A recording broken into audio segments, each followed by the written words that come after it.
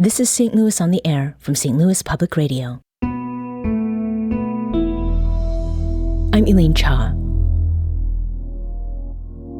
The Trump administration is overhauling the way federal funds are used to help homeless people. That change is raising alarm for city officials and local organizations that are part of a program called the Continuum of Care. That's the term to describe the network of government agencies and groups that use those federal dollars to help people get off the street and to put their lives back together. That system is about to change. Last month, Scott Turner, the Secretary of Housing and Urban Development, called the Continuum of Care's use of billions of dollars to provide permanent housing, quote, a Biden-era slush fund. The change will affect governments, providers, and homeless people across the country. We're spending our entire show today looking at local ramifications, which some advocates say could lead to hundreds of people losing their homes. Later in the hour, we'll talk with two of those advocates, and we'll meet a family whose lives were changed after moving into an apartment of their own. But first, let's get some official reaction to these funding changes and how they impact St. Louis. On Thursday, producer Danny Wysentowski sat down with Adam Pearson, the director of the St. Louis Department of Human Services. They talked about the city's role in the Continuum of Care and why Pearson believes giving permanent housing to homeless people is the right policy. Here's Danny. The U.S. Department of Housing and Urban Development, they released this statement on November 14th, right after the shutdown ends, and they present this change to the Continuum of Care program and, quote, ending the status quo that perpetuated homelessness through a self-sustaining slush fund. So, Adam, could you help us understand what is the Continuum of Care from the city's perspective, and is it a slush fund? Well, first and foremost, it is not a slush fund. We would call it a fund for opportunity for individuals to get back on their feet, to be used by organizations that are supporting individuals who are unhoused, formerly unhoused, or at risk of homelessness. And so the Continuum of Care idea came around after the launch of the Hearth Act. I believe it was back in 2009. And the idea was that organizations and municipalities needed to work together to come up with a coordinated system for how to organize homeless services locally. And so there are various continua of care throughout the state of Missouri. There are continua of care all across the nation. These networks are made up of service providers, individuals who experience homelessness, clergy, businesses, elected officials. And so the city is a very close partner with the Continuum of Care. We receive a lot of the contracts from HUD to distribute out to the member organizations in the COC. Now, this statement from HUD that describes that they're going to change from permanent housing to an emphasis on transitional housing and supportive services. What does that change mean to St. Louis? What would that mean for this Continuum of Care? Is that known at this point?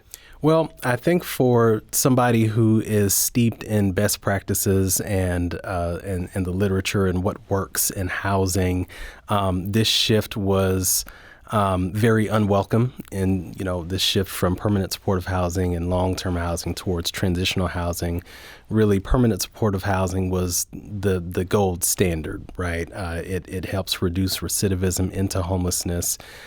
There are ample supports for individuals who need psychiatric assistance, social work, occupational therapy. This transition into transitional housing is not a best practice. It puts a time limit on the amount of time that somebody can spend in housing, essentially setting a very hard deadline where we say to somebody, you have to get your entire life in order within a couple of years. We're going to give you housing, give you some supports, but you got a couple of years. It may or may not be extended a little bit, but you have to resolve your issues. And then if you don't, we're going to remove you. That does not work. A lot of the individuals that we work with have severe mental illness or substance use disorder. These are individuals that need a little bit of time to resolve some of their issues. And so The move that HUD made was not necessarily surprising if you look at some of the other stances that this administration is taking. But what we understand is that it does put a number of individuals in our community at risk of losing some of their long-term housing. So tell me what that might look like. These changes are supposed to go into effect in January. What is the city looking at? Is there stopgap measures? And is there just a sense of what this would look like on the ground if these permanent housing groups no longer have that funding? Yeah, I think for the city, our partnership with the Continuum of Care is really charting a pathway forward for the strategy and what that looks like. And so not all of the contracts we have start in January, right? And so there would be some organizations that would be able to hold on to their leases for their tenants through potentially the summer. And so some of the changes might be immediate. Some of them might be able to be delayed a bit. And so we're working closely, DHS, the Homeless Services Division as a part of DHS, the Continuum of Care, System Performance Committee, all of these different groups are working together to figure out how we can save as many housing opportunities for the people we can. And so presently, around 90% of the funding that we get from this, COC grant goes towards this permanent supportive housing, this rapid rehousing, this long-term housing, serving thousands of families in the St. Louis area. A lot of that is going to be shifted, and so we are looking at potentially changing the housing arrangements of some of these individuals towards transitional housing. As I mentioned, that's not really going to work like we want it to, but I will say we have a phenomenal system of service providers who are creative. They are also nimble and flexible, but we don't want to lean on that, right? We want to push, and if there is an alternative for this work that HUD could reconsider or extend some of these old contracts, that is the preference, to keep people in housing as long as possible, make sure that they have stable rent, stable assistance with some of these social services, extend that as long as possible so that we can keep them off the streets. Is there any particular guidance that you have for either individuals or these groups? Can you tell us if the city is looking at, particular stopgap funding, or are there other programs that could fill in where this continuum of care has been here for a while? Yeah, and I think that's one of the challenges, right, in that when this administration first started, we knew that there was going to be some sort of shift. We didn't know what direction they were going to take it in and how extensive it would be. I would say that the mayor is very, very focused on working with the COC, the providers in the St. Louis community, to think through how we can assist and how we can coordinate or help to coordinate some other options out there. So I know that the East-West Gateway Council of Governments, they last year, they started work on this regional strategy. I think that some of that is going to come into play as well, because a lot of what we see in St. Louis is people struggling with being unhoused and being able to afford rent, which is not unlike the issues in Madison County and in St. Charles and St. Louis County. And so I think now there's an even greater opportunity we have as a city network, Continuum of Care, to think through what resources we can pull within the city, but then also to think regionally about how we can work as a body to perhaps generate some additional revenue or fundraising opportunities to help to support some of these individuals' rents. I mentioned the statement by HUD that came out last month describing the changing of this funding, describing sort of this housing first funding continuum as a slush fund. But there is this kind of more direct accusation that this program has just not reached the success that it was supposed to. The HUD Secretary Scott Turner said that 90% of the last 4 years Continuum of Care awards funneled funding to support the failed housing first ideology. HUD Secretary Scott Turner said that the philosophy for addressing the homelessness crisis will be defined not by dollars spent or housing units filled, but by how many people achieve long-term self-sufficiency and recovery. Is that a reasonable standard?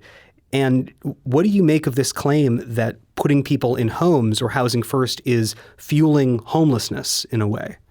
Yeah, it's contradictory in all due respect to Secretary Turner. The reason we find ourselves in this position today, having adopted housing first as a model that works, is because previous models did not work as well. And so we looked at the evidence, looked at the literature, assessed the successes of individuals in short-term housing that was dependent upon their full engagement and treatment, and having housing dependent on their participation. And we looked at individuals and their success rates for just achieving housing, and then as they're in housing and getting more comfortable, getting their feet underneath them, then plugging them into treatment, you assess the different levels of success between those groups. And the latter group by far has the better outcomes, less recidivism back into homelessness, longer life expectancy, fewer comorbidities healthcare-wise. And so the first model didn't really work that well, and so that's why we switched. And so I think it's almost a bit anachronistic what he's saying, in that we need to revert back to this older model that didn't work in order to make it work. I don't think that really makes sense. I think we need to look at the gold standard and the evidence-based practices that we currently have. I do think that there is merit to making sure that there are treatment options for individuals who are in housing. That puts the agency on the person. It provides them opportunities to succeed. I understand if there are some strings that may or may not be attached to that, but I think we have to plug them into housing first to get them stable, and then from there they'll grow and become a little bit more independent as time goes on. That was Adam Pearson, the director of the St. Louis Department of Human Services. He spoke with producer Danny Wysentowski on Thursday. We need to take a quick break, but we'll be back shortly to continue this conversation about how St. Louis is preparing for the Trump administration's cuts to programs that provide permanent housing for homeless people. In a moment, we'll meet two advocates from a local organization that's currently helping dozens of families stay off the streets when we come back. And we'll also hear from one of those families. This is St. Louis on the Air on St. Louis Public Radio.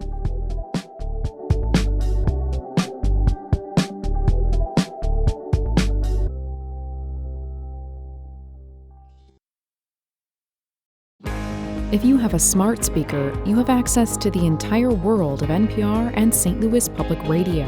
All the latest news and all the captivating stories. Activate our voices with yours by telling your smart speaker to play St. Louis Public Radio. Welcome back. I'm Elaine Cha. On today's show, we are talking about recently announced changes in funding for the Continuum of Care, a federal program that, for years, has provided permanent housing for homeless people. To talk with us about what these changes would mean for homelessness in St. Louis, we are now joined by two guests from Gateway Housing First. First, we have Cynthia Duffy, who is its executive director. Cynthia, welcome. Thank you. We also have Tekka Childress, who's the organization's program director. Tekka, thank you for joining us as well. Thanks so much for having us. We began our show today talking about this announcement from the federal government about funding for permanent housing programs like the one that is run by your organization. And in November, the Trump administration announced that it would change how billions of dollars of that funding is spent, including steep cuts to the programs that help people pay their rent to stay in permanent housing. What was your reaction to this announcement, Cynthia?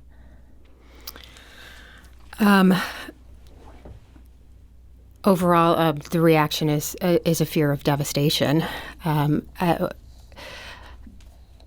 To have to figure out a way to pivot so quickly to provide people the necessary financial support and support services without Continuum of Care funding to keep them housed, with very little time to plan for it, could be devastating for a number of families we serve and thousands of families across the country. Mm-hmm. Was there a particular person or people that came to mind for you, Tekka, when you heard this announcement? Yes, absolutely. I spent the last 20 years housing people who lived outside. And so many of them will now be at risk. Mm-hmm. In the announcement of these changes last month, HUD Secretary Scott Turner criticized the funding of permanent housing, and he called it, quote, housing first ideology, which encourages dependence on endless government handouts, unquote. And Turner said that this strategy actually, again to quote, perpetuated homelessness because it neglected to address the root causes of homelessness, including illicit drugs and mental illness. Those parts of what Turner said, what did you think of that, Cynthia? I think it's an inaccurate assessment of the root cause of homelessness. The root cause of homelessness is a lack of sufficient affordable housing for people at all income levels across the United States. And this is something that you have observed in your time working around these issues for quite a while, right? Well, absolutely. And it's not just my observation, it's the observation of thousands of affordable housing providers who are specifically using their affordable housing resources, Continuum of Care funded and otherwise, to house people who have experienced homelessness. Mm-hmm. And the commonality across all people who fall into homelessness is that they did not have enough money to pay their rent. Mm-hmm. Housing first, is this an ideology, Tekka? I mean, is that how you would describe it? I think of it as much more a broad idea. I mean, ideology sort of makes it sound like a political football. Mm-hmm. And actually, housing is a fundamental right and need for every human being. And so that notion of housing first is nothing simpler than people need housing, not just to survive, but to thrive. And so what's interesting to me about this idea that housing first is somehow the cause of homelessness when we have the greatest affordable housing crisis in my known history. We have an absolute shortage of housing, according to the United States Commerce, of, I think it's 4.7 million. We have an extreme shortage of housing for people who are in the extremely low-income category. And in St. Louis, we have only 4 units available for every 10 families looking for housing right now who are extremely low income, which makes up 1/4 of our rental population in the country. Mm-hmm. So we have just a lack of housing, and that's why we're seeing an incredible rise in homelessness. Mm-hmm. And when you say units, we're talking about units that are not just for one person. You've mentioned families. I think that's something to underscore because it is not a one-to-one kind of relationship. Now, right now, almost 90% of all funding to the Continuum of Care program goes to permanent housing, and the new policy from HUD says it would cap permanent housing funding at 30%. So that is a huge reduction. Why is it that there is such a big chunk of funding for Continuum of Care devoted to permanent housing specifically, Cynthia? Several years ago, when the Housing First evidence-based best practice was embraced on a national policy level during the George W. Bush administration, it was recognized also that if we were going to resolve chronic homelessness and the homelessness that is most expensive for our public systems, we were going to first prioritize those who were most vulnerable. In doing so, we're bringing people into housing programs who have the lowest incomes, the longest durations of homelessness, and the most serious and persistent disabilities, often behavioral health related disabilities that are co-occurring with other physical health conditions that were, of course, worsened while they were unhoused and typically untreated for those conditions. And because we were prioritizing Continuum of Care funding for that most vulnerable population, those folks don't tend to, at any rapid rate, transition on to more independent housing. They are generally principally reliant on Social Security disability income alone, which is about $1,000 a month, no matter their household size. And that's not enough to pay rent without some kind of assistance. So Continuum of Care programs have been used to provide that permanent assistance that people needed.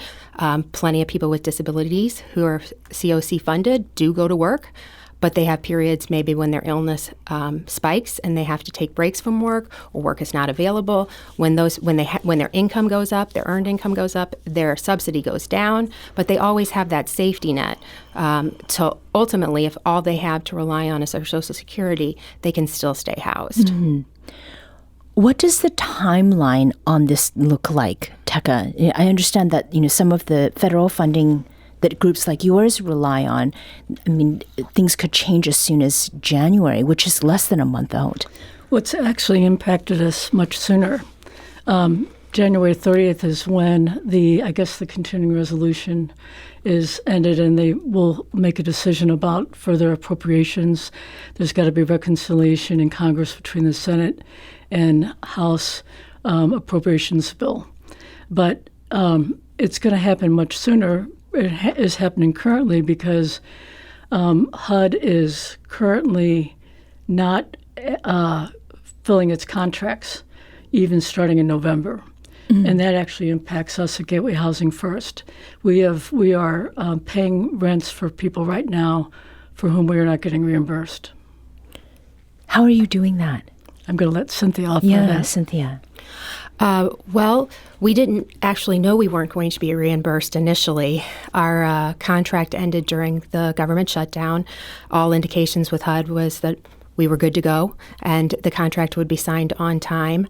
It's not unusual to have a delay in a government contract, and there is even provisions in your contract from the prior year, like if there's a late renewal, you can continue to spend money on eligible things, you'll be reimbursed. Since the government has reopened, we got word from our local HUD office that HUD is not entering into contracts for currently funded programs that were funded under last year's funding competition.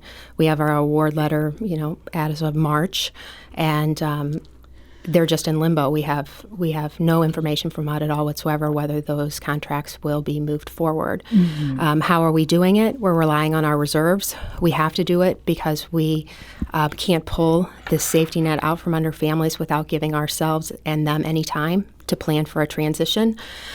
We need certainly more time than we have. We're behind the gun because we didn't realize until this week that we were 2 months behind in making this plan. And we're going to have to reach out to the community to help. Mm-hmm. It occurs to me that the situation you're describing is not dissimilar from what individuals and families face. Mm-hmm. All of a sudden, what they were relying on is gone as far as resources go. And then, what do you do from that point?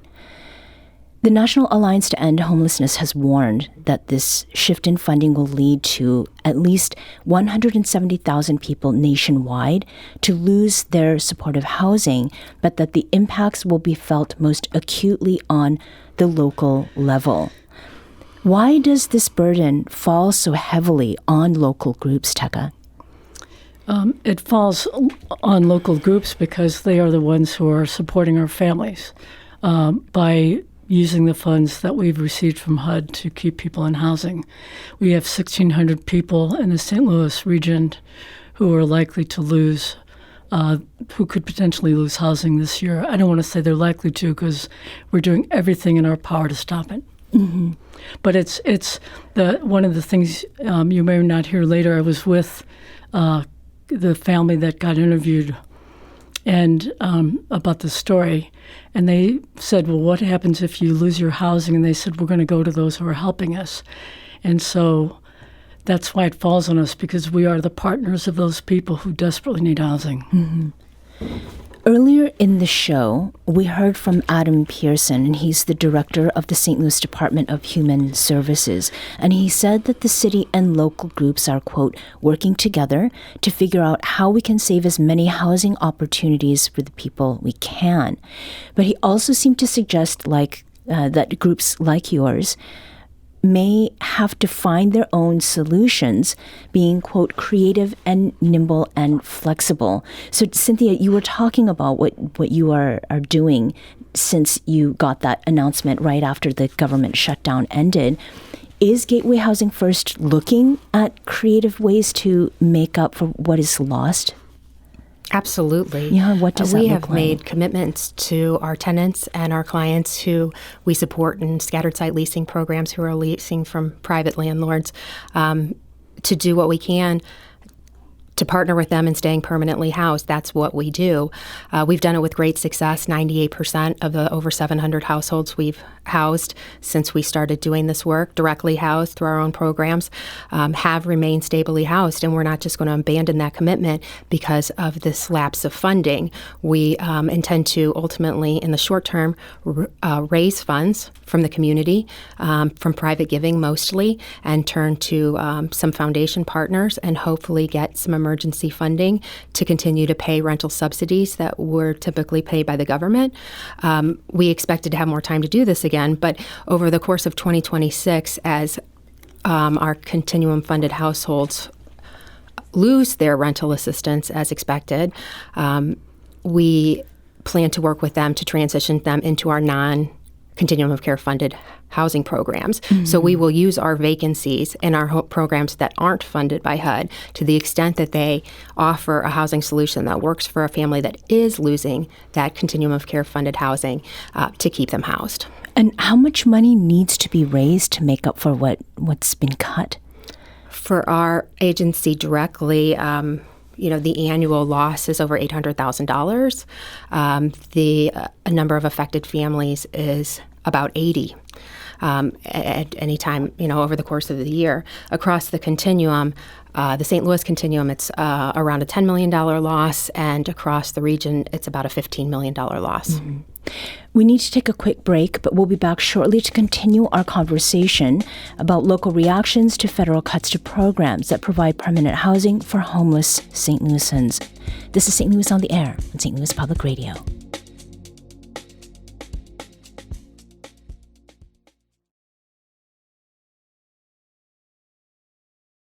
Welcome back. I'm Elaine Cha. There are many ways that people can become homeless, but the path out of homelessness can be just as complicated and challenging. 3 years ago, Kendrick and Mary Jordan and their 2 children, ages 4 and 2, moved into an apartment complex in Hamilton Heights. For the Jordans, it was the fresh start that they needed. Now, I never had nothing that was actually called mine. I always had to share, so something that's actually mine that's been given me to, a strict goal, something for me to do is take care of this little square we giving you, okay? This is your room, this is your house, make it yours. Being told that is the best thing you can ever hear. And that was Kendrick Jordan speaking earlier this week with producer Danny Wysentowski. Jordan and his family are among the thousands of people in this region who have been homeless through different forms, or have left homelessness through different forms of permanent supportive housing. And that has been possible through the aid of federal funding distributed through a system called the Continuum of Care. We're spending today's show talking about that system and how recently announced cuts by the federal government would shift billions of dollars away from permanent housing. To talk about the impact of that policy, I'm joined today by Cynthia Duffy, the Executive Director of Gateway Housing First, and also with us is Tekka Childress, the organization's Program Director.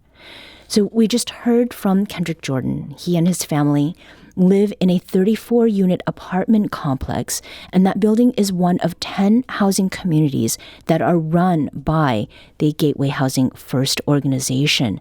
In general, how do you help a homeless person or family, Tekka, get into a home or an apartment? Well, for years I did it as an outreach worker, finding people outside when I worked at a local mental health association that provided an outreach team to help people.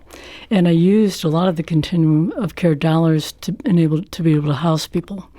And that path was just remarkable to participate in. To see a family get in a home who had lived outside was one of the best things you could ever imagine happening. And the ability to sort of feel like for the first time in their life they could breathe, they could stop worrying every day about how they were going to eat, where they were going to be, how they'd keep warm enough, how they were going to wash their clothes, how they were going to sleep, how they would protect their family. It was just an amazing thing.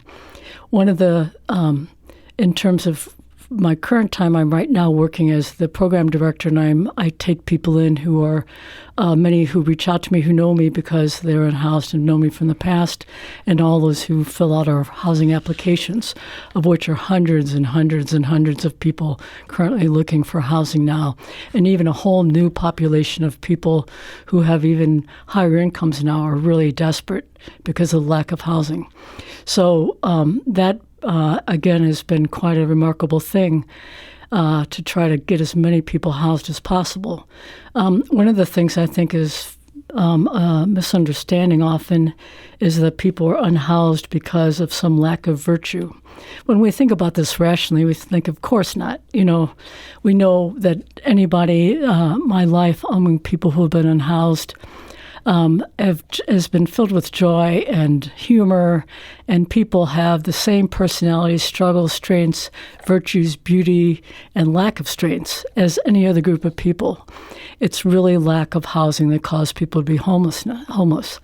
And so if we can take that out of our idea, then we need to figure out as a community, how do we have enough housing for people to live in, and how do we have enough housing that's affordable?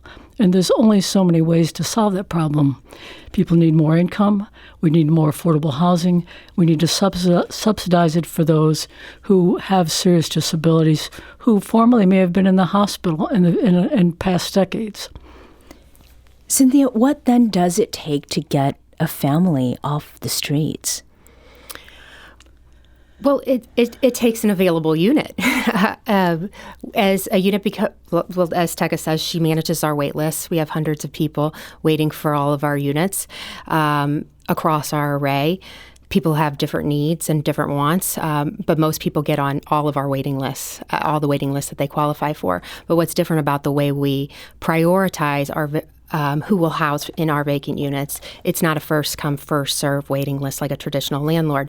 We are looking at all of those who have applied, assessing their, what we would call acuity of need, and those who need it most are housed first. Mm-hmm. And so generally that means people who have been outside the longest, who are unsheltered, who have the lowest incomes, who have children in their care or that they're trying to return to their custody, and who haven't been successful in other housing programs. Mm-hmm. That would be our perfect tenant, and that's who we're seeking to house immediately. But we can only do so when we have an available unit, the resources to turn that unit and get ready, and then that we can identify them, find them sometimes when they're out on the streets, and get them into housing when it's ready.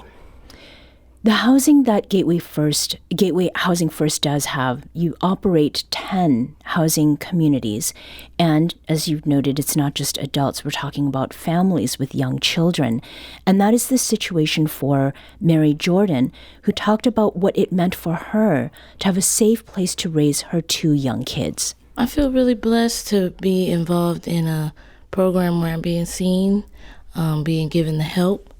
Especially because I do have kids, and it's really helpful for them because I know, they have a roof over their head, they have somewhere to be able to execute their routine and keep them clean and learning how to brush their teeth and things like that, and sitting up and making dinner.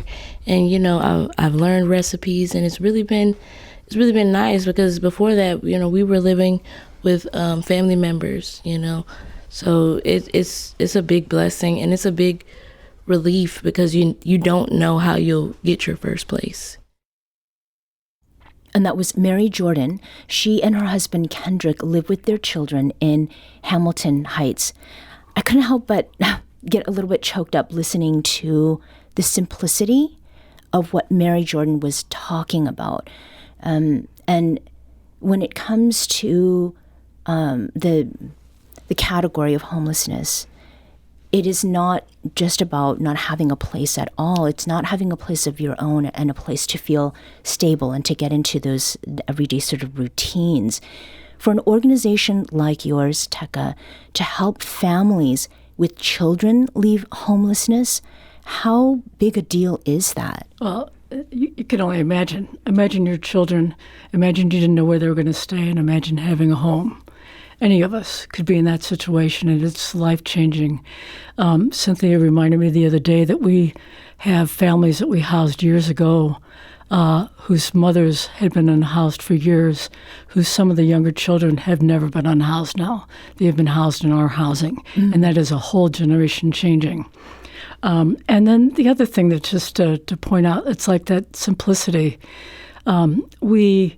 Some of the focus on this transitional housing is going to require 40 hours of programming per week per person who's in any program, and if they don't participate, they are discharged from the program. So I just want to address that. I've spent my life accompanying people after they've been housed, trying to get them housed and accompanying them. Everybody wants to thrive. Everybody wants to reach for wellness. Of course we want programming for people. We want things that offer them the things that they need. We want them to learn the things they want to learn. We want them to reach for wellness and happiness. So I've always done that after I've housed people. If I've done it for hours and hours with families and individuals, and it's not something you have to force people marching down a path of a strict regimen of activity that they have to participate in order to eventually deserve homelessness. And are we going to do that now, taking away housing from people who already have it, take people and put them through this programming when we don't have housing waiting for them on the other end that's affordable? It's a terrible switch. Mm-hmm. Cynthia, Mary's husband, Kendrick Jordan, told our producer that he's worried about the funding change from the federal government. What are you telling your clients, people who are depending on that funding to stay in their homes? They're very, very difficult conversations to have. But we have to, of course, involve people in what's going on. We're encouraging people to advocate to restore the funding on the federal level and giving them the tools and resources to do so. But we are also making individual plans with households to get them into a non-continuum of care funded program. Again, we're very fortunate at Gateway Housing First to have a number of units that aren't continuum of care funded. We have partners that have non-continuum of care funded housing with time, we think we'll be successful in transitioning most of them. And because we have built a sense of commitment and community around all of our tenants, that's a very important part about the way we successfully exercise our work. Our tenants have trust and faith that if we work together, we'll figure it out. Mm-hmm. You're preparing for these federal funding changes, and those impacts are coming quickly in a matter of weeks. St. Louis is still also struggling with winter shelter, and given what happened with the May tornado, there are even more people who are facing homelessness. Are those things complicating this current situation, Tekka, even further, for groups like yours? Greatly. I am on the system performance team of the Continuum of Care, and we carry out the PIT count, the point-in-time count. Last year, we counted approximately 550 people who were generally unsheltered in our community in St. Louis City. So, and that did not include some people who we know weren't counted for a number of reasons. So if we say that we have 600 people right now, plus this was pre-tornado, this was January 2025. And since the tornado, we have thousands of families who were put at various risk, who were impacted. We have hundreds and hundreds of people in our city right now who are unhoused, who are not just unhoused, unsheltered, have no place to sleep at night. This winter, Mayor Spencer's team has been amazing. I have never in my years of work seen a mayor so involved and a team so involved with responding to unsheltered people. We've opened up shelters. City officials are taking part in it along with volunteers. It's an amazing effort. But just imagine next year if we have 1,000 more people we add to that group. We have 500 plus people every month calling for shelter. They're 100% utilized right now. There's no space. So we are going to be in a crisis in our city if we unhouse these families. Mm-hmm. In our last 30 seconds, 15 seconds each, Cynthia, what is it that you want people to leave this conversation understanding? That there's only one solution for homelessness, and that's housing that's affordable for the household who needs it, and undoing the systems that have worked is going to be devastating for our community and across the country. Mm-hmm. Last word here. I want everyone who's in the house to know we're not going to leave you behind no matter what. I would like to ask people to petition their Congress to ask HUD to minimally fund 2026 beds that were promised. Mm-hmm. Tekka Childress is Program Director, and Cynthia Duffy is Executive Director at Gateway Housing First. Thank you both for joining us today. Thanks so much. Thank you. This episode was produced by Danny Wissentowski. Audio engineering and podcast design by Aaron Dorr. Our executive producer is Alex Hoyer. St. Louis on the Air is a production of St. Louis Public Radio. Understanding starts here. Do you find yourself regularly listening to episodes of St. Louis on the Air? Suggest us to a friend you think might enjoy our conversations, and leave us a review and rating on Apple Podcasts on the App Store. It's the simplest way to help people discover our show. Thank you. St. Louis Public Radio is a member-supported service of the University of Missouri St. Louis.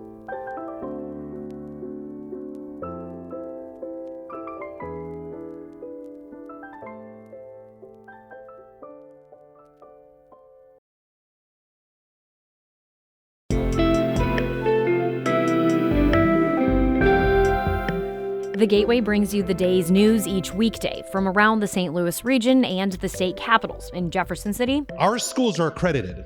We don't need this bill. And Springfield. How many more years must pass before lawmakers see time is of the essence? I'm Abby Larico. Join me each weekday for The Gateway on the STLPR app or wherever you get podcasts.